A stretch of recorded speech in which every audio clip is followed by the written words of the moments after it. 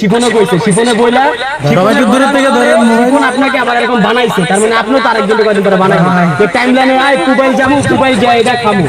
এগুলা করবেন আপনি টাকু কেন হইছেন টাকু কেন হইছেন জীবনে ভাই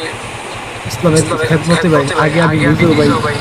শিপনের বিরুদ্ধে ভাই পয়েন্ট করছিলাম যখন সে টিকটকে আপনার কাজ পরে শিফন লোক দেখাইছে পরে আপনারা শিফনের গ্রুপে আইছেন সে আপনাদের যে ভয়েস গুলো ছিল হ্যাঁ যে ভয়েস ভাইরাল হয়েছে আপনাদের আদান প্রদান মেয়ে নিয়ে কথাবার্তা এগুলা কেন বলছিলেন আসলে এটা এক প্রকারের দুষ্টুমি ছিল তার সাথে, কিন্তু সে আমাকে